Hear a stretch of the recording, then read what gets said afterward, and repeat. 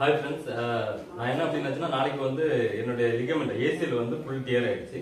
அதை வந்து நாளைக்கு வந்து சர்ஜரி பண்ண போறேன். அதாவது இன்னைக்கு நீங்க பாத்தீங்க அப்படின்னாச்சுன்னா இன்னைக்கு வந்து மார்ச் மாசம் 11 2026 என்னுடைய ஆபரேஷன் வந்து நாளைக்கு. ஆனா நான் இன்னைக்கு வந்து அட்மிட் ஆகணும். ஹாஸ்பிட்டல் அட்மிட் ஆகி பிளட் டெஸ்ட் எல்லாம் எடுப்பாங்க, எடுத்து சுகர் இருக்கா அந்த டீடைல்ஸ் எல்லாம் பார்ப்பாங்க. ஸோ இன்னைக்கு ஒரு நாள் வந்து அவங்க மானிட்டர் பண்ணிட்டு நாளைக்கு மார்னிங் வந்து சர்ஜரி பண்ற மாதிரி. ஸோ என்னுடைய எக்ஸ்பீரியன்ஸ் 1 இயர் எக்ஸ்பீரியன்ஸை நான் உங்களுக்கு வந்து ஷேர் பண்ண போறேன். 1 இயர்ஸ் ஃபுல்லா நான் போட மாட்டேன். 1 மந்த், ஃபர்ஸ்ட் 1 மந்த், அடுத்தது 1 மந்த் என்னென்ன நடக்குது, இந்த ஆபரேஷன் முடிஞ்சு 1 மந்த் என்ன நடக்குது அப்படிங்கறத ஷேர் பண்ணேன். அதாவது இன்னைக்கு மார்ச் 11 நெக்ஸ்ட் மந்த் 11 வரைக்கும் என்ன நடக்குது, ஏப்ரல் 11 வரைக்கும் என்ன நடக்குது அப்படிங்கறத ஷேர் பண்ணேன். அதே மாதிரி ஒவ்வொரு மந்த், அதாவது 12 வீடியோ போடுற மாதிரி நான் பிளான் வச்சிருக்கேன். இது என்னத்துக்கு அப்படின்னா ஒரு அவேர்னஸ் கிடைக்கணும், அடுத்தவங்களுக்கும் வந்து இந்த மாதிரி ஏதாவது ஆச்சு அப்படின்னாச்சுன்னா ஒரு என்ன பண்ணணும் அப்படிங்கிறது தெரியறதுக்கு வேண்டி தான் நான் இந்த வீடியோ போடுறேன். எனக்கு இது வந்து நடந்தது 2017 ஃபுட்பால் விளையாடச்சையும் நடந்துச்சு. அதுக்கு பிறகு ஒரு சில காரணங்கள்னால நான் அதை பண்ணலை. இது இப்போ 2026 ஏதாச்சும் 9 வருஷம் ஆயிடுச்சு. இப்பதான் நான் இந்த ஆபரேஷன் பண்றதுக்கு வந்து இது பண்ணி வச்சிருக்கேன். இப்போ இதுக்கு வந்து எம்ஆர்ஐ ஸ்கேன் எடுக்கணும். இந்த எம்ஆர்ஐ ஸ்கேன் எடுக்கிறதுக்கு வந்து நீங்க வந்து ஹாஸ்பிட்டல் போய் அந்த மாதிரி, அதாவது பெரிய ஹாஸ்பிட்டல்ல போய் ஸ்கேன் சென்டர்ல போய் எடுத்தீங்க அப்படின்னாச்சுன்னா எப்படி ஒரு 10,000 15,000 உங்களுக்கு செலவாகும். ஆனா நீங்க வந்து கவர்மெண்ட் ஹாஸ்பிட்டல்ல போனீங்க அப்படின்னாச்சுன்னா நமக்கு வந்து பேமெண்ட் ஒன்றும் ஆகாது. கலைஞர் காப்பீடு திட்டம், அதாவது நம்மளுடைய கவர்மெண்ட் ஸ்கீம் இருக்குது, நம்ம ஸ்டேட் கவர்மெண்ட் ஸ்கீம் இருக்கு, அது வழியே நீங்க பண்ணீங்கன்னா ஒரு பைசாவும் கிட்டாண்டா ஜீரோ தான். இப்ப எனக்கு என்ன ப்ராப்ளம் அப்படின்னாச்சுன்னா எனக்கு ஏசியில் வந்து ஃபுல் டியர் பாத்தீங்கன்னா ACL full tear, medial meniscus grade 3 position, lateral meniscus grade 2 position. இப்போ இந்த ரிப்போர்ட் எல்லாம் பாத்தீங்க அப்படின்னாச்சுன்னா நான் வந்து கவர்மெண்ட் தான் போய் எடுத்தேன், கவர்மெண்ட் ஹாஸ்பிட்டல் தான் போய் எடுத்தேன். பக்கத்துல ஏதாவது பெரிய கவர்மெண்ட் ஹாஸ்பிட்டல் இருக்குன்னா அங்கதான் அவங்க எடுப்பாங்க. இப்போ நமக்கு வந்து நான் இப்போ கன்னியாகுமரி மாவட்டம், கன்னியாகுமரி மாவட்டத்துல வந்து ஹெட் பாத்தீங்கன்னா ஆசாரிப்படம் ஹாஸ்பிட்டல் சொல்லுவாங்க, அந்த ஹாஸ்பிட்டல் தான் ஹெட், அங்க வந்து இருக்கும். ஓகே, அதே மாதிரி உங்க மாவட்டத்திலயும் ஒரு ஹெட் ஹாஸ்பிட்டல் இருக்கும், அங்க மட்டும் தான் அந்த எம்ஆர்ஐ ஸ்கேன் எல்லாமே எடுப்பாங்க. இப்போ நீங்க பே பண்ற மாதிரி இருந்தாச்சுன்னா ஒரு 2,500 ரூபா, நீங்க காப்பீடு திட்டம் இல்ல நான் பே பண்ணி தான் எடுப்பேன் அப்படின்னாச்சுன்னா இது ஒரு 2,500 ரூபாய் பாருங்க. இது கவர்மெண்ட் ஹாஸ்பிட்டல் எடுத்தாலுமே ரிப்போர்ட் எல்லாம் பக்காவா நல்லாவே இருக்குது. இப்போ ஸ்கேன் பிலிம் காமிக்கிறேன் பாருங்க, எல்லாமே வந்து பக்காவா கொடுத்துருவாங்க. ஸ்கேன் பிலிம் எல்லாமே வந்து உங்களுக்கு வந்து பக்காவா இதே மாதிரி ஒரு கவர்ல போட்டு கொடுத்துருவாங்க. ஸோ உங்களுக்கு அதனால எந்த ஒரு இதுவுமே மன குழப்பம் வேண்டாம். நம்ம கவர்மெண்ட் ஹாஸ்பிட்டல் எடுக்கிறதுனால இந்த மாதிரி ஆகுமோ, கரெக்டா எடுப்பாங்களா எடுக்க மாட்டாங்களா அப்படிங்கிற மாதிரி எந்த ஒரு மனக்குழப்பம் வேண்டாம். நமக்கு உண்மையிலே நம்ம வந்து நம்ம கண்ட்ரில வந்து படிப்பு எதுலாம் நமக்கு தேவை, படிப்பு, ஒரு நல்ல ஒரு மெடிசின், மெடிக்கல் சம்பந்தமான உடம்பு ரீதியான ஏதாவது ஒரு விஷயம் வந்துச்சுன்னா போனோம்ல, அது நல்ல ஒரு சாப்பாடு, இந்த 3 தான் நமக்கு வந்து அடிப்படையா தேவை. அது வந்து நம்ம கண்ட்ரில நல்லாவே இருக்குது. அதை நம்ம யூஸ் பண்ணாதான் தவறும். நம்ம யூஸ் பண்ணோம் அப்படின்னாச்சுன்னா இன்னும் அவங்க வந்து நல்லபடியாக இம்ப்ளிமெண்ட் பண்ணுவாங்க. யூஸ் பண்ணாம விட்டாங்கன்னா அந்த ஸ்கீம் என்ன பண்ணிடுவாங்க, சரி வேண்டாம் யாருமே யூஸ் பண்ணல அப்படின்னு சொல்லி சொல்லுவாங்க. ஓகே, நம்ம இதுக்கு வந்துடும். இப்போ நான் வந்து இன்னைக்கு நான் வந்து சர்ஜரி பண்ண போறேன். ஓகேவா, நான் ரீகன்ஸ்ட்ரக்ஷன் பண்ண போறேன். அப்ப டாக்டர் பத்தி இதுக்கு நான் கன்சல்ட் பண்ணிட்டேன். அப்ப டாக்டர் என்ன சொன்னாங்க அப்படின்னா, உங்களுக்கு நீங்க ஏற்கனவே ஸ்போர்ட்ஸ்ல இருக்கிற, ஏன்னா நான் வந்து பிசிக்கல் எஜுகேஷன் டீச்சர், நான் ஸ்போர்ட்ஸ்ல இருக்கிறதுனால உங்களுக்கு பெட்டலா டெண்டன் வந்து நிறைய உள்ள இருந்தா எடுத்து போடுவாங்க. அப்ப பெட்டலா டெண்டன் சொல்லிட்டு ஒரு டெண்டன் இருக்கு, அதுதான் எடுத்து போடுவோம். இல்லைன்னா ஆம்ஸ்ட்ரிங் டெண்டன் பொதுவாக எடுத்து போடுவோம். இந்த 2 டெண்டன் தான் எடுத்து போடுவோம். இதுல வந்து பெட்டலா டெண்டன் போட்டாச்சுன்னா உங்களுக்கு ஸ்ட்ராங்கா இருக்கும் அப்படின்னு சொல்றாங்க. ஸோ நான் இன்னைக்கு அட்மிட் ஆகி எல்லா மானிட்டர்லாம் முடிஞ்சு நாளைக்கு மார்னிங் வந்து சர்ஜரி முடிச்ச பிறகு என்ன நடக்குதுன்னு நான் உங்களுக்கு என்னுடைய ரிகவரிக்கு என்ன டைம் ஆகுது, ஆப்ரேஷன் எப்படி நல்லபடியாக முடிஞ்சுதா அப்படிங்கிறத நான் உங்களுக்கு ஷேர் பண்றேன். எனக்கு வந்து அந்த ஹாஸ்பிட்டல்ல சர்ஜரி நல்லா இருந்துச்சு அப்படின்னாச்சுன்னா அந்த ஹாஸ்பிட்டலோட நேமே சொல்ல முடியும்னா நான் சொல்றேன். நான் இது வந்து யூடியூப்ல சில இடங்கள்ல சொல்லக்கூடாது அப்படின்னு ஒரு இது இருக்கும், சொல்றேன். நான் வந்து பார்த்த ஹாஸ்பிட்டல் பாத்தீங்க அப்படின்னா பெரிய ஹாஸ்பிட்டல் ஒன்றும் கிடையாது. ஆனா ஆபரேஷன் சர்ஜரி நல்லா பண்ணக்கூடிய ஹாஸ்பிட்டல். ஏன்னா நான் வந்து பொதுவாக என்னுடைய ஹேபிட் என்ன அப்படின்னாச்சுன்னா லோ பட்ஜெட்ல நல்லா இருக்கும். இதுதான் இப்ப நீங்க நினைப்பீங்க உடம்புல வந்து லோ பட்ஜெட்லாம் பார்க்கலாம் அப்படின்ட்டு. அந்த ஹாஸ்பிட்டல் வந்து ஏற்கனவே ஒரு விஷயத்துக்கு வந்து என் அண்ணனுடைய ட்ரீட்மெண்ட்டுக்கு போயிருந்தோம். அதுல வந்து எனக்கு ஃபுல் சாட்டிஸ்ஃபைட், அதனாலதான் நான் போறேன். ஸோ என்னோட ஆப்ரேஷன் முடிஞ்ச பிறகு நான் உங்களுக்கு வந்து என்னோட பேலன்ஸ் இதை ஷேர் பண்றேன். எவ்வளோ ஷார்ட் வீடியோ போட முடியுமோ அவ்வளோ ஷார்ட்டாக நான் போடுறேன். தேங்க்ஸ். ஹாய் ஃப்ரெண்ட்ஸ், ஒரு விஷயம் நான் சொல்ல மறந்துட்டேன். இப்போ எல்லாரும் நினைப்பீங்க ஸ்கேன் மட்டும் வந்து கவர்மெண்ட் ஹாஸ்பிட்டல் எடுத்துருக்கேன், ஆப்ரேஷன் வந்து பிரைவேட் ஹாஸ்பிட்டலில் பண்ணுறேன் அப்படின்னாச்சுன்னா அது ஏன் அப்படின்னாச்சுன்னா ஸ்கேன் ஓகே, நம்ம வெளியில வந்து ஒரு ஃபிலிம் எடுக்கிறது எங்கே போனாலுமே நமக்கு அந்த ரிப்போர்ட்டை வந்து கரெக்டாக தந்துடுவோம். ஓகேவா, அது கரெக்டாக இருக்கு. சர்ஜரி சொல்லக்கூடிய நேரம் எனக்கு பிரைவேட் ஹாஸ்பிட்டலையும் இந்த ஹாஸ்பிட்டலையும் நான் வெளியில் நிறைய பேர் விசாரிச்சேன், டாக்டர்கிட்டையும் இல்லை வேற சிலர்கிட்டையும் வேலை பார்க்குறவங்க எல்லாத்தையுமே விசாரிக்கக்கூடிய நேரம் அவங்க சொன்ன ஒரு பதில் என்ன அப்படின்னாச்சுன்னா, இன்ஃபெக்ஷன் சான்ஸ், இப்போ ஆப்ரேஷன் பண்ணால் இன்ஃபெக்ஷன் சான்ஸ் இருக்கு, அதுக்கு தான் அவங்க வந்து டேப்லெட் எல்லாம் தருவாங்க, ஆன்டிபயோட்டிக்லாம் தருவாங்க. ஆனால் கவர்மெண்ட் ஹாஸ்பிட்டலில் வந்து அந்த இன்ஃபெக்ஷன் சான்ஸ் வந்து கம்மி. அதில் வந்து நம்ம ப்ரைவேட் ஹாஸ்பிட்டலில் வந்து இன்ஃபெக்ஷன் சான்ஸ் கம்மி. கவர்மெண்ட் ஹாஸ்பிட்டலில் பார்த்தீங்கன்னா இன்ஃபெக்ஷன் வந்து சான்ஸ் வந்து அதிகம். ஓகேவா, கம்பேர் பண்ணிச்சுங்க. ஸோ அதனால தான் நான் வந்து ப்ரைவேட் ஹாஸ்பிட்டலில் போகிறேன். இன்னொரு விஷயம் என்ன அப்படின்னாச்சுன்னா, உள்ள வந்து பயோஸ்க்ரூவும் போடலாம். பயோஸ்க்ரூனா எலும்போ கரைஞ்சி போயிடும். ஓகேவா, டைட்டானியமும் போடலாம். நான் வந்து டைட்டானியம் தான் போடுறேன். ஏன்னா பயோஸ்க்ரூ வந்து ரொம்ப ஸ்டேபிளாக இருக்காது அப்படிங்கிற ஒரு இது சொல்கிறாங்க. அதனால நான் டைட்டானியம் ஸ்க்ரூ தான் போடுறேன். இதனால ஃபாரின் கண்ட்ரிஸ் அந்த மாதிரி ஏதாவது ஃபியூச்சரில் ஏதாவது ப்ராப்ளம் வருமானு கேட்டால் கண்டிப்பாக வராது. மெடிக்கல் செக்அப் பண்ணி எதுக்கெல்லாம் அலோவ் பண்ண மாட்டாங்கன்னா, ஒரு சில விஷயங்களுக்கு மட்டும்தான் ஃபாரின் கண்ட்ரிஸ்க்கு அலோவ் பண்ண மாட்டாங்க. இன்ஃபெக்ஷன் அடுத்தவங்களுக்கு பரவுது, அந்த மாதிரிப்பட்ட விஷயங்களுக்கு அலோவ் பண்ண மாட்டாங்க. இதெல்லாம் ஓகே, பிரச்சனை ஒன்றும் கிடையாது. நம்ம டைட்டானியம் போட்டு இது பண்ணுறது. ஸோ இதை நான் சொல்ல மறந்துட்டேன். அதனால தான் நிறைய நீங்கள் ஸ்கேனை மட்டும் கவர்மெண்ட்ல எடுத்துக்கிட்டு ஹாஸ்பிட்டலில் வந்து ப்ரைவேட்டாக சூஸ் பண்ணிக்கிது. அதுக்கு தான் ரீசன். இன்ஃபெக்ஷன் வந்து ப்ரைவேட்டில் கம்மி, அதனால நான் வந்து ப்ரைவேட்டை சூஸ் பண்ணியிருக்கேன். நீங்கள் கவர்மெண்ட்டில் பண்ணீங்கன்னா ஒரு 5000 to 10,000 தான் ஆகும். காப்பீடு திட்டத்தில் பண்ணீங்கன்னா ஒரு ரூபாய்க்கு கொடுக்க வேண்டாம். ப்ரைவேட்டில் பண்ணதுமே 1 lakhலேருந்து 1.50 1.5 லட்சம் வரைக்கும் ஆகும். 1,50,000 வரைக்கும் ஆக வாய்ப்பு இருக்குது. எனக்கு என்னுடைய சர்ஜரி முடிச்சுக்கிட்டு எவ்வளோ ஆகுதுன்னு நான் உங்களுக்கு சொல்கிறேன். ஹாய் ஃப்ரெண்ட்ஸ், இன்னும் எனக்கு ஆப்ரேஷன் இன்னைக்கு 12 மார்ச் 2026. ஓகே, ட்ரெஸ் எல்லாம் வந்துட்டாங்க. இதான் நான் போடக்கூடிய சர்ஜரி ட்ரெஸ். இதை போட்டு தான் சர்ஜரி ரூமுக்கு அந்த ஆப்ரேஷன் தியேட்டருக்கு போனோம். என்னோட இதெல்லாம் முடிஞ்சுட்டு ஆப்ரேஷன் முடிஞ்ச பிறகு என்னுடைய எக்ஸ்பீரியன்ஸை நான் ஷேர் பண்ணுறேன். தேங்க்யூ. 13 மார்ச் 2026 ரூமுக்கு வந்துட்டேன். டைம் இப்போ என்னென்னா 6:30 மணிக்கு வந்துட்டேன். இப்போ டைம் 8 இருக்கும்னு நினைக்கிறேன். என்னுடைய காலோடைய கண்டிஷன் இன்னைக்கு. ஸோ பார்ப்போம், இதுலேருந்து ரெக்கவரி ஆகிறதுக்கு இவ்வளோ நாள் ஆகுது, என்ன ஏதுன்னு பொறுமையாக நம்ம பார்ப்போம்.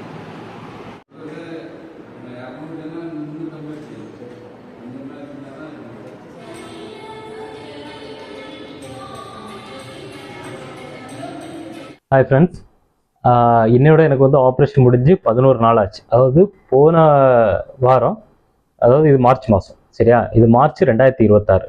12 மார்ச் 2026 எனக்கு மிட் நைட் ஆப்ரேஷன் நடந்துச்சு. 11 மணிக்கு ஆரம்பிச்சு 1 மணிக்கு, அதாவது 11 PM ஆரம்பிச்சு 1 மணி காலையில், அதாவது வெள்ளிக்கிழமை காலையில் முடிஞ்சு அந்த மாதிரி. ஓகேவா, 11லேருந்து 1 மணி 2 மணிக்கும் எனக்கு ஆப்ரேஷன் பண்ணாங்க.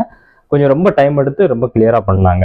டாக்டர் சொன்னாங்க ரொம்ப கிளியராக பண்ணியிருக்கோம், ரொம்ப டைம் எடுத்து கொஞ்சம் பொறுமையாக தான் பண்ணியிருக்கோம் அப்படின்னு சொல்லியிருக்காங்க. ஸோ போன வாரத்தில் 12 ஆப்ரேஷன் நடந்தது. 12 மார்ச் 2026 நடந்தது. இன்னைக்கு டேட்டு பார்த்தீங்க அப்படின்னாச்சுன்னா 23 மார்ச் 2026. இப்போ எனக்கு ஆப்ரேஷன் நடந்த நாள்லேருந்து இன்னைக்கு வரைக்கும் எனக்கு என்னென்ன நடந்துச்சு எப்படிங்கிற என்னுடைய எக்ஸ்பீரியன்ஸை நான் ஷேர் பண்ணுறேன்.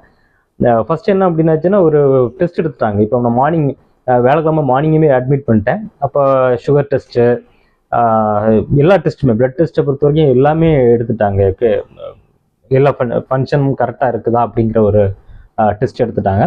அப்புறம் ஈவினிங் வந்தாங்க. ஈவினிங் மத்தியானத்துலேருந்து சாப்பிடக்கூடாதுன்னு சொல்லிட்டாங்க. 12 மணிலேருந்து சாப்பிடக்கூடாதுன்னு சொல்லிட்டாங்க.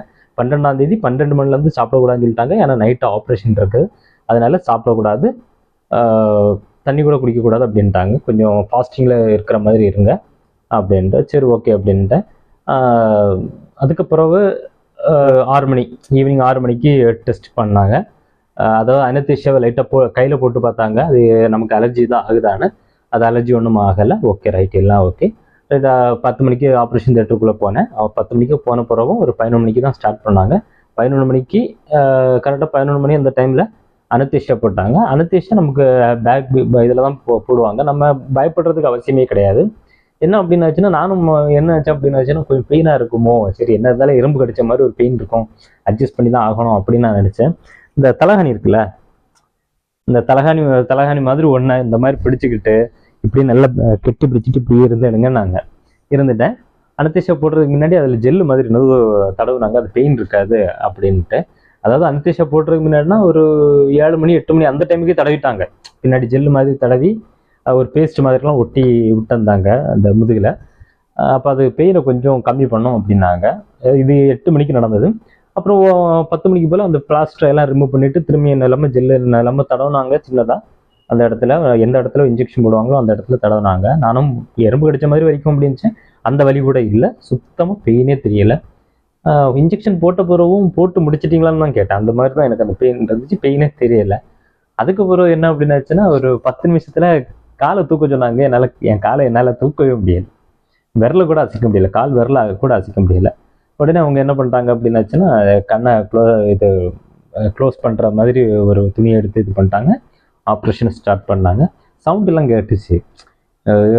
கொஞ்சம் அவங்க என்னென்ன பேசுகிறாங்க, என்னென்ன பண்ணுறாங்க அப்படிங்கிற சவுண்டு கேட்டுச்சு. ஆனால் என் கால் வந்து கீழே இருக்கா மேலே இருக்கா எங்கே இருக்குது அப்படிங்கிற உணர்வு எனக்கு சுத்தமாக தெரியல. சுத்தமாக பெயின் இல்லை. ஓகே, ஆப்ரேஷன் முடிஞ்சிடுச்சு.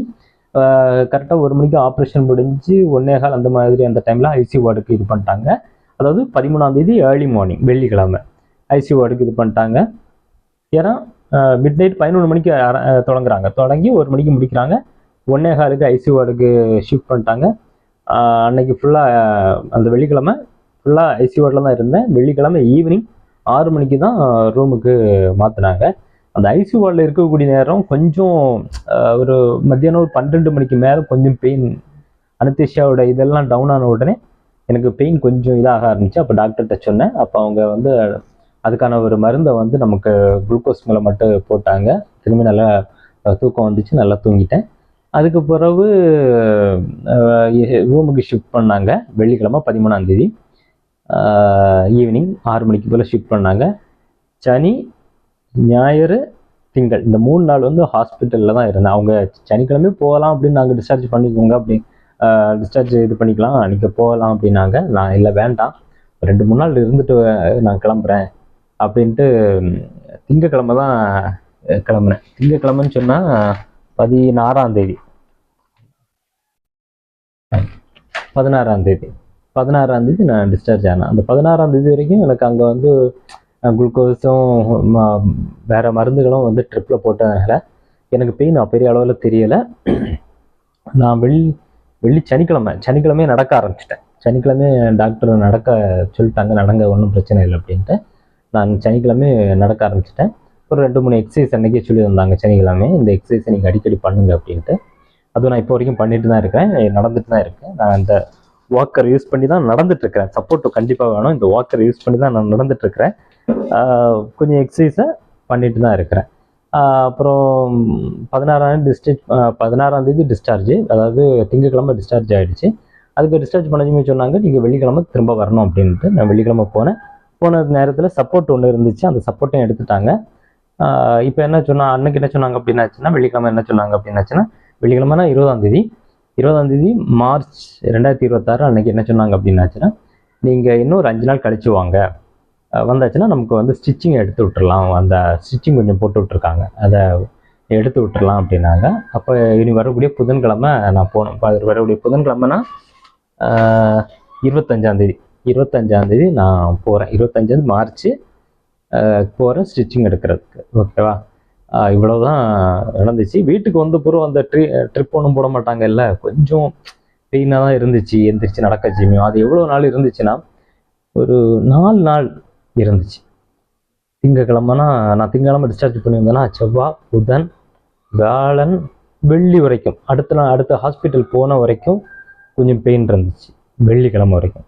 சனிக்கிழமையில வந்து பெரிய அளவில் இல்லை, பெயினே பெரிய அளவில் இல்லை. இருந்தாலும் நமக்கு அந்த பேலன்ஸ் கிடைக்காதுல்ல, அந்த ஸ்டெபிலிட்டி கிடைக்காதுல்ல, பெயின் இருக்காது. ஸோ தூங்குறது வந்து இப்போ நான் நிம்மதியாக தூங்குறேன், நிம்மதியாக ஒரு இடத்துல இருக்கிறேன், பேசுகிறேன். இவ்வளோ நாள் நான் வந்து டெய்லியும் வீடியோ ரெக்கார்ட் பண்ணணும் பிளான் பண்ணேன். டெய்லியும் வீடியோ ரெக்கார்டு பண்ணாததுக்கு என்ன அப்படின்னாச்சுன்னா எனக்கு சப்போர்ட்டுக்கும் யாரும் இல்லை கேமரா எடுக்கிறதுக்கு. ஒன்று. ரெண்டாவது என்ன அப்படின்னாச்சுன்னா எனக்கு அந்த பெயினில் வந்து வேண்டாம், கொஞ்சம் ரெஸ்ட் எடுத்தால் போதும், தேவையில்லாமல் மைண்டை இது பண்ண முடியல, மைண்டு ஃபுல்லாக அந்த இதிலே இருந்துச்சு. அதனால தான் நான் வீடியோ ரெக்கார்ட் பண்ணலை. ஓகேவா, சரி. இப்போ டாக்டர் என்ன எக்ஸசைஸ்லாம் சொல்லியிருந்தாங்க அப்படிங்கிறத சொல்கிறேன். ஜஸ்ட்டு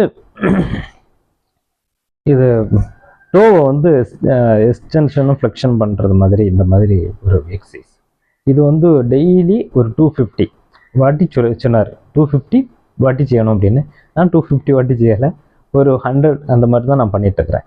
அப்புறம் என்ன அப்படின்னாச்சுன்னா இந்த மாதிரி படுத்துக்கணும். இந்த காலை வந்து ரொம்ப சப்போர்ட்டா கீழே ஊனியணும். இந்த காலோட பலத்துல, அதாவது காலை ரொம்ப கீழே ப்ரெஸ் பண்றதுல இந்த காலை நம்ம மேலே தூக்கணும். இது ஒரு 100 வாட்டியாவது பண்ணணும்னாரு. நான் ஒரு 50 வாட்டி பண்ணிட்டு இருக்கிறேன். சரி, இது ஒரு சாம்பிளுக்கு தான், சும்மா ஒரு 3 வாட்டி செஞ்சு காமிக்கிறேன். இதை வந்து இது பண்ணணும். அப்புறம் பார்த்தீங்க அப்படின்னாச்சுன்னா சைடு சரிஞ்சு இப்படி படுக்க சொன்னார். படுத்துக்கிட்டு சைடில் இந்த மாதிரி காலை தூக்குறதுக்கு சொன்னார். ஒரு 100 வாட்டி. நான் சும்மா உங்களுக்கு எக்ஸாம்பிள் காமிக்கிறதுக்கு தான் இந்த 3 எக்ஸசைஸ் தான் சொல்லியிருக்காரு. இவ்வளோ போதும்.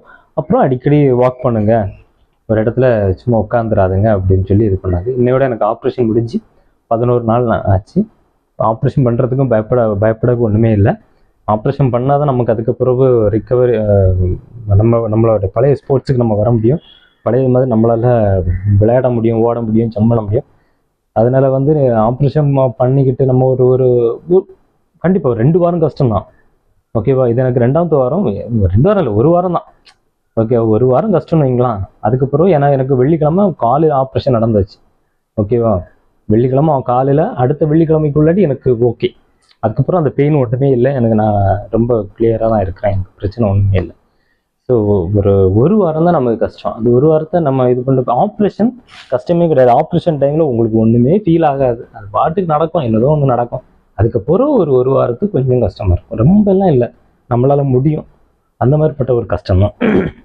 அதுக்கப்புறம் நம்ம திரும்பி நம்ம ஸ்போர்ட்ஸில் வந்து வந்துக்கலாம். நம்ம இந்த ஆப்ரேஷன் பண்ணாமல் இருந்தாச்சுன்னா லைஃப் லாங் அந்த காலோட ஸ்டெபிலிட்டி வந்து இருக்காது. ஏன்னா நான் 9 வருஷத்துக்கு முன்னாடி தான் எனக்கு இந்த கால் வந்து ஃபுட்பால் அடிச்சும் கீழே விழுந்தது. அதுக்கப்புறம் நான் பண்ணவே இல்லை. அதாவது ஒரு டாக்டர் ஒருத்தர் என்ன சொன்னாங்க அப்படின்னு ஆப்ரேஷன் பண்ணால் ஒருவேளை அந்த கால் மட்டும் மடக்க முடியாமல் கூட ஆயிரும் அப்படின்னு ஒரு சில சொன்னதுனால நான் என்ன பண்ணிட்டேன் அப்படின்னாச்சுன்னா, சரி அப்போ வேண்டாம், அப்படி இருக்கட்டும் அப்படின்ட்டு. ஆனால் நான் அப்படி பண்ணாமல், ஆப்ரேஷன் பண்ணாமல் இருந்தனால என்ன ஆச்சு அப்படின்னாச்சுன்னா, எனக்கு 20 வாட்டி லெக்கு ஸ்லிப்பாகி வெளியில் வந்து நீ டிஸ்லோகேட் ஆகி திரும்ப நான் கீழே நிறைய வாட்டி விழுந்துட்டேன்.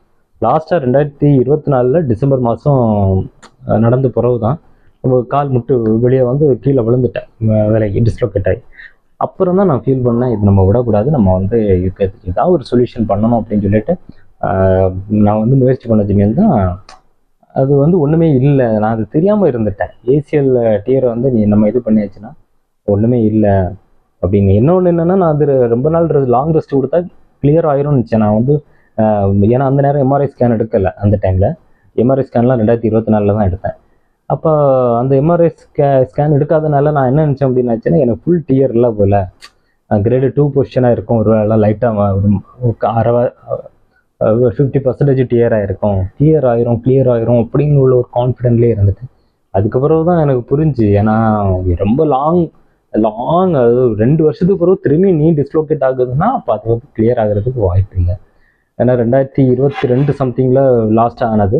அதுக்கப்புறம் நான் ரொம்ப கவனமாக சரி டிஸ்லோகேட் ஆகாமல் ரொம்ப கேர்ஃபுல்லாக காலை பார்த்து எடுத்து திரும்பியும் நான் வந்து ஸ்போர்ட்ஸில் வரைக்கும் தான் 2024 டிஸ்லோகேட் ஆகிட்டு. அதுக்கப்புறம் தான் நான் சரி பண்ணணும் அப்படின்னு சொல்லிட்டு பிளான் பண்ணேன். போன வருஷமே பண்ண வேண்டியது. போன வருஷம் ஃபினான்ஷியலாகவும் கொஞ்சம் டவுனாக இருந்தேன், பணம் நம்மள்கிட்ட இல்லாதனால.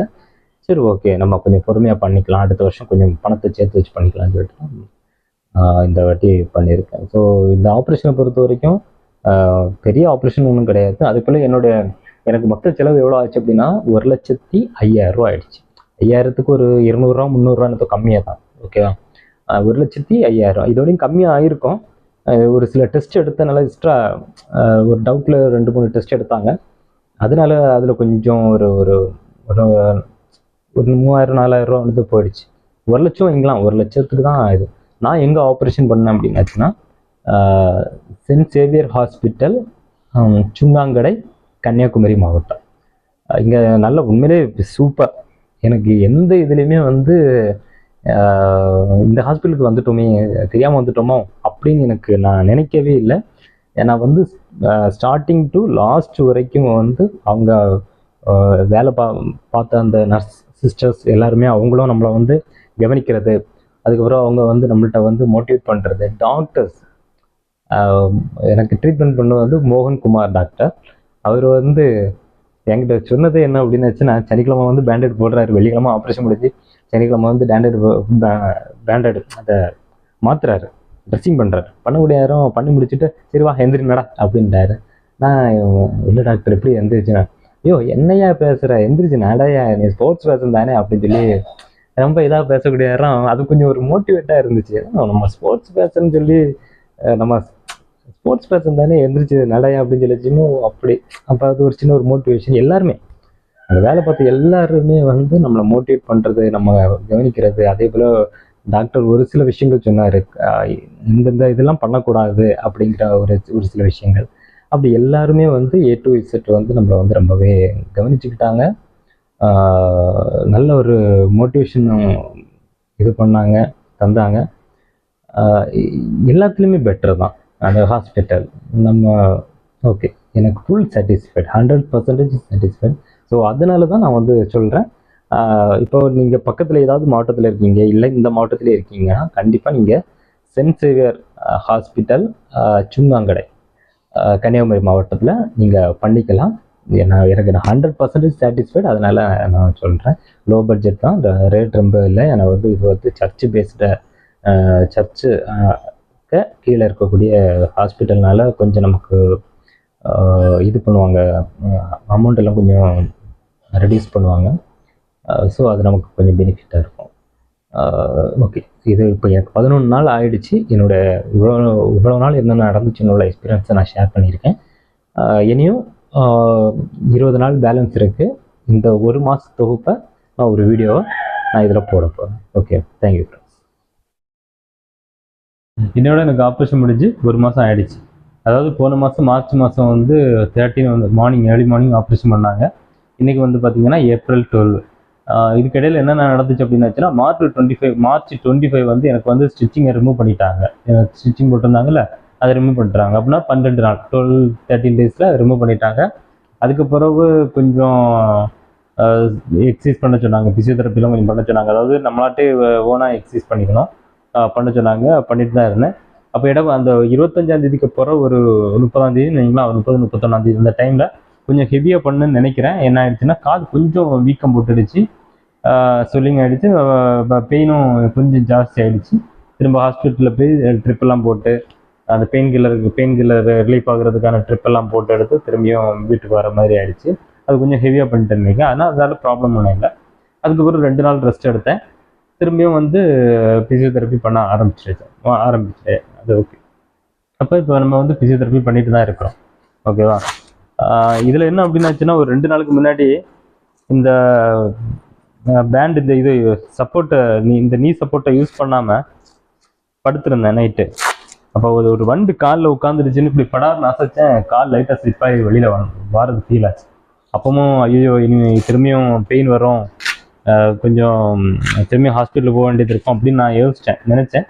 ஆனால் அந்த நிலைமைக்கு நம்ம போகலை. ஒரு 2 hours ஒரு சின்ன பெயின் இருந்துச்சு. ஏன்னா படார்னு காலில் வந்து உட்காந்தோடனே அப்படியே இந்த மாதிரி ஓப்பன் பண்ணிட்டு படுத்துட்டேன். பெயினாக இருக்குன்னு ஒரு 2 o'clock போல் 2 மணிக்கு போல் ஓப்பன் பண்ணி படுத்துட்டேன்.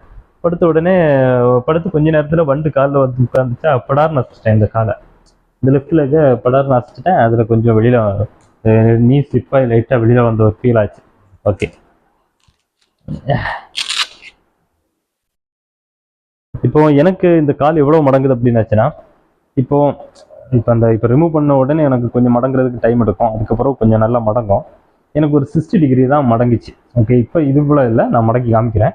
ஒரு 60 degree கொஞ்சம் கஷ்டப்படுது. ஏன் அப்படின்னாச்சுன்னா பொதுவாட்டி நமக்கு வந்து இந்த ஏசிஎல் ரீகன்ஸ்ட்ரக்ஷன் பண்ணச்சினியும் ஹாம்ஸ்ட்ரிங் டெண்டான் இல்லை குவாட்ரிசெப்ஸ் டெண்டான் அப்படின்னு எடுத்து பண்ணுவாங்க. பட்டேலா டெண்டானும் எடுத்து பண்ணுவாங்க.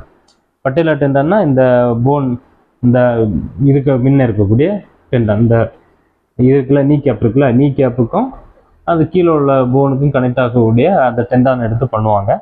அதுதான் எனக்கு பண்ணியிருக்காங்க. ஏன் அது பண்ணாங்க அப்படின்னாச்சுன்னா எனக்கு நம்ம கொஞ்சம் ஸ்போர்ட்ஸ்லேயும் இது இருப்போம். ஏன்னா நான் வந்து ஒரு பிடி டீச்சர். அப்போ எனக்கு வந்து ஸ்போர்ட்ஸ்லேயும் கொஞ்சம் இன்வால்வ் ஆகணும். அப்போ என்ன அப்படின்னாச்சுன்னா இந்த டெண்டான் தான் ரொம்ப ஸ்ட்ராங்காக இருக்கும். இந்த டெண்டான் என்ன பண்ணுவாங்கன்னா போன் டு போன் அந்த இதில் இருக்கக்கூடிய போனோட எடுத்து போனு அந்த சதை, அதுக்கப்புறம் அங்கே கீழே இருக்கக்கூடிய போனு அதை எடுத்து இங்கே ஏசிஎல் ரீகன்ஸ்ட்ரக்ஷன் பண்ணுவாங்க. அதாவது போன், பட்டேலா டெண்டான், போன். மற்றதெல்லாம் பார்த்தீங்கன்னா வெறும் டெண்டான் மட்டும்தான் எடுத்து பண்ணுவாங்க. இது போனோட கனெக்ட் ஆகிருக்கும் அப்படின்னு தான் டாக்டர் சொன்னார். ஓகேவா. எனக்கு கரெக்டாக தெரியல, ஆனால் டாக்டருக்கு தான் எனக்கு சொன்னது. போனு, டெண்டான், அடுத்த போனு. இந்த போன் வந்து உனக்கு அந்த போனில் கனெக்ட் ஆகுற மாதிரி இருக்கும். ஸோ நல்லா ஸ்ட்ராங்காக இருக்கும் அப்படின்ட்டு. அதனால ரிக்கவரிக்கு கொஞ்சம் டைம் எடுக்கும். மற்றபடி நீ வேற டெண்டான் எடுத்து பண்ணியிருந்த அப்படின்னாச்சுன்னா 1 மாதத்துலேயே இந்த அளவுக்கு 90 டிகிரி வந்துடும். ஆனால் எனக்கு இப்போ இவ்வளோ தான் வருது. நான் உங்களுக்கு பண்ணி காமிக்கிறேன். இவ்வளோ தான் வருது. ஓகேவா. அதான் கொஞ்சம் டைம் எடுக்கும், 2 மாதம்லாம் எடுக்கும், கொஞ்சம் பொறுமையாக தான் வரும். அதை அப்படியே ஃப்ரீயாக விட்டுரு, நீ கவலைப்படாத அப்படின்ட்டாங்க. சரி, ஓகே. இப்போ நான் என்னென்ன எக்ஸசைஸ் பண்ணிட்டு இருக்கேன்னா, நான் ஏற்கனவே சொல்லியிருக்கேன், இந்த காலை வந்து ஃப்ளெக்ஷன் எக்ஸ்டென்ஷன் பண்ணுறது. நான் இப்போ ஒரு 30 தான் பண்ணுறேன், 30-40 அந்த மாதிரி பண்ணுறேன். அதுக்கப்புறம் லெக் ரைஸ் இந்த மாதிரி பண்ணுறது. ஓகேவா. எல்லாமே 330 டைம்ஸ் பண்ணுறேன். ஆனால் நான் மேக்ஸிமம் வந்து ஒரு 30-40 டைம்ஸ் பண்ணுவேன். ஓகேவா. இது 30-40 டைம்ஸ் பண்ணிக்கிட்டு இதே மாதிரி ஹோல்டு பண்ணியும் பண்ணுவேன். ஒரு 10 செகண்ட்ஸ் ஹோல்டு பண்ணியிருக்கேன். 10 செகண்ட், 20 செகண்ட்ஸ் உங்களுக்கு எவ்வளோ பிடிக்க முடியுமோ இது பண்ண முடியுமோ பண்ணிக்கலாம். அதுக்கப்புறம் சைடு, இது 3rd எக்ஸசைஸு, சைடு. ஓகேவா. இதுவும் அதே மாதிரி தான் 30-40 டைம்ஸ் பண்ணிப்பேன். அதே மாதிரி ஹோல்டு பண்ணி 10 செகண்ட், 20 செகண்ட்ஸு ஹோல்டு பண்ணி வச்சுப்பேன். ஓகேவா. என்ன இருக்குல்ல, இது நமக்கு சப்போர்ட்டுக்கு வந்து தருவாங்க ஹாஸ்பிட்டல்லேருந்தே. அதை இப்படி உருண்டையாக இப்படி வச்சுக்கணும். வச்சுக்கிட்டு நான் இதுக்கு அடியில் இந்த மாதிரி வச்சுக்கிட்டு கால் ஸ்ட்ரென்த்து கொடுக்கறதுல கால் அந்த கீழ் வந்து இடமானோம். அதாவது இந்த காலுக்கு நான் ஸ்ட்ரென்த்து கொடுக்குறதுமே அந்த கீழே அப்பா ஆகுது இல்லை ஆட்டோமேட்டிக்காகவே. அந்த மாதிரி. ஏன்னா இந்த கால் வந்து முன்னாடி எப்படி வளையாதோ அதே மாதிரி பின்னாடி நமக்கு இந்த கால் லைட்டாக பின்னாடி இதாகும், ஃப்ளெக்சிபிள் ஆகும். ஓகேவா. அந்த ஃப்ளெக்ஷன் இங்கே இருக்காது. அந்த ஃப்ளெக்ஷனை கொண்டு வரதுக்கு வேண்டி கொஞ்சம் பலம் கொடுக்க வச்சுமே லைட்டாக. இப்போ அந்த கால் ரைஸ் ஆகுறது எனக்கு மட்டும் ஃபீல் ஆகுது, வெளியில் தெரியாது. ஸோ எனக்கு மட்டும் தெரியுது அந்த கால் வந்து ஃப்ளெக்ஷன் ஆகுறது, மற்றவங்களுக்கு தெரியாது. அந்த மாதிரி கொஞ்சம் ட்ரை பண்ணி அந்த காலை வந்து கொஞ்சம் ஃப்ளெக்ஸ் பண்ண, அது கொஞ்சம் மேலே தூக்குற மாதிரி. இந்த இடத்துல ஸ்ட்ராங் கொடுக்க வச்சுமையும் ஆட்டோமேட்டிக்காக அங்கே தூக்குற மாதிரி இருக்கும். அதே போல் இந்த காலுக்கு இந்த மசில், அதாவது இந்த மசில் உங்களுக்கு தெரியுதா, இந்த மசில் வந்து வெளியில் தெரியும். ஓகேவா. ஆனால் இங்கே மசில் தெரியாது, உங்களுக்கு குழந்தை கால் மாதிரி இருக்கும். ஓகேவா. மசில் வந்து ஸ்ட்ரென்தன் இருக்காது.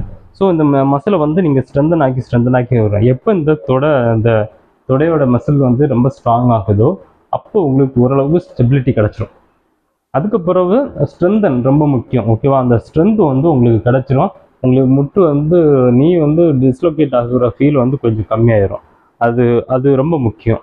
அதனால இந்த இடத்துல மசில் வர, இப்போ பார்த்தீங்கன்னா இதில் மசிலே இல்லை. இதில் இருக்கக்கூடிய மசில் இதில் நீங்கள் காமிக்க முடியாது, இருக்காது. ஓகேவா. அப்போ இந்த மசிலை நீங்கள் வந்து டைட் பண்ணி மசிலோட இதை கொண்டு வரணும். எப்படி நம்ம புஷ்அப்ஸ் எடுப்போமோ, புஷ்அப்ஸ் எடுக்கையும் பைசெப்ஸ் ட்ரைசெப்ஸ் எல்லாம் எப்படி இதாகுதோ அதே மாதிரி தான் நம்ம வந்து இந்த குவாட்ரிசெப்ஸ் மசிலை வந்து ரொம்ப ஒர்க் அவுட் பண்ணி கொண்டு வரணும். அதில் தான் நம்ம இதே இருக்குது. அதுக்கப்புறம் என்ன அப்படின்னாச்சுன்னா லெக் ஃப்ளெக்சிபிலிட்டி. கால் வந்து எவ்வளோ மடக்க முடியுமோ அவ்வளோ மடக்க ட்ரை பண்ணணும். ஓகேவா. கொஞ்சம் காலையில் கொஞ்சம் நல்லா பண்ணினேன், ஆனால் இப்போ வந்து மடக்க முடியல, கொஞ்சம் ஹார்டாக இருக்குது. ஓகேவா. இதை வந்து ஒரு எவ்வளோ பண்ண முடியுமோ அவ்வளோ 2-3 வாட்டி பண்ணிக்கணும். இப்போ பார்த்தீங்க அப்படின்னாச்சுன்னா எனக்கு ஒரு 45 டிகிரி தான் வந்திருக்கும். ஓகேவா. ஆமாம், 1 மந்த் ஆகிடுச்சு, ஆனால் 45 டிகிரி தான் வந்திருக்கு. அதே போல் மேக்ஸிமம் நம்ம வந்து இந்த டைமில் வந்து ஒரு சேரில் தான் உட்காந்துருப்போம். ஸோ சேரில் உட்காந்துருக்கக்கூடிய நேரம் நம்ம என்ன பண்ணணும் அப்படின்னாச்சுன்னா அதே நான் சொல்கிறேன். இப்போ நம்ம டிவி பார்க்கக்கூடிய நேரம் இந்த மாதிரி தான் உட்காந்துருப்போம். முன்ன டிவி இருக்கும், டிவியை பார்த்துக்கிட்டே இப்படி உட்காந்துருப்போம். இப்போ 25 டேஸ்லாம் ஆகிடுச்சு அப்படின்னாச்சுனாலே கால் இந்த மாதிரி கீழே ஊன ஆரம்பிச்சிடலாம். ஓகே. ஊனி இந்த மாதிரி காலை வந்து எவ்வளோ தூரத்துக்கு நமக்கு வந்து மடக்க முடியுமோ அந்த மாதிரி மடக்க ட்ரை பண்ணிக்கலாம். இப்படி இருக்கும். இதில் இருக்கக்கூடிய நேரமும் சேரில் உட்காரக்கூடிய நேரமும் லெக் ரைஸ் பண்ணுறது. சரியா. லெக் ரைஸ் பண்ணுறது.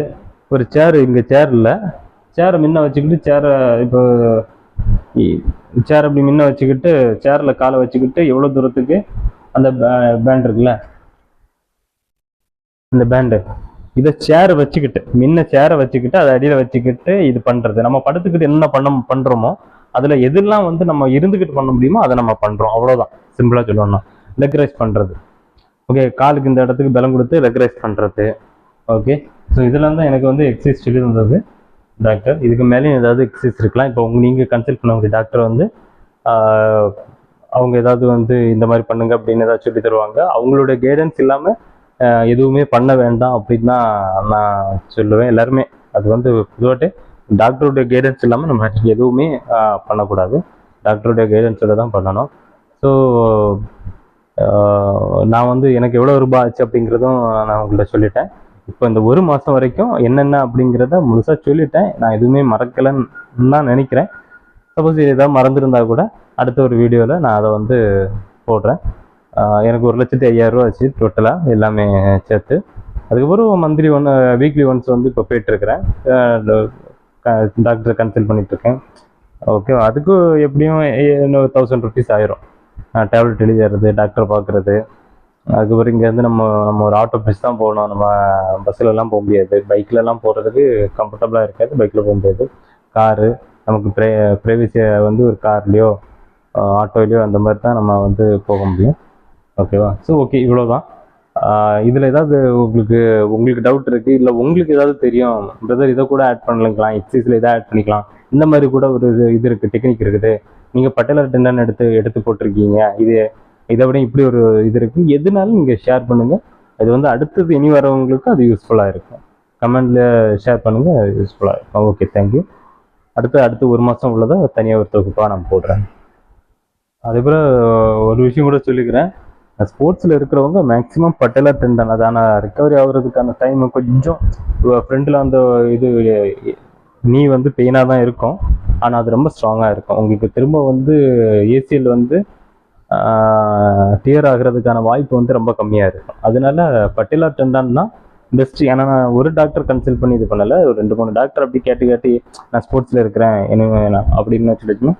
அப்போ எல்லாருமே அவங்க வந்து என்ன சொன்னாங்கன்னா ஹாம்ஸ்ட்ரிங் டெண்டான் இல்லைன்னா பட்டலர் டெண்டான். ஆனால் அந்த ரெண்டுலையுமே பெஸ்ட் பார்த்தீங்கன்னா பட்டலர் டெண்டான் தான் அப்படின்னாங்க. ஏன்னா அது போனில் இருந்து போனு எடுத்து ஆர்த்தோஸ்கோப்பி போட்டு போனில் கனெக்ட் பண்ணுறது மாதிரி இருக்கும். நம்ம லிகமெண்ட் வந்து போனில் கனெக்ட் ஆகுற மாதிரி இருக்காது, போனில் கனெக்ட் ஆகுற மாதிரி இருக்கும். அது ஒரு நல்ல ஒரு சர்ஜரி டெக்னிக் அப்படின்னு சொன்னாங்க. ஓகேவா? ஸோ நீங்கள் ஸ்போர்ட்ஸில் இருக்கிறீங்க அப்படின்னாச்சுன்னா பட்டலர் டெண்டான் பெஸ்ட்டு. என்ன இருந்தாலும் நீங்கள் டாக்டர் கன்சல்ட் பண்ணுங்கள். ஓகேவா? தேங்க்யூ.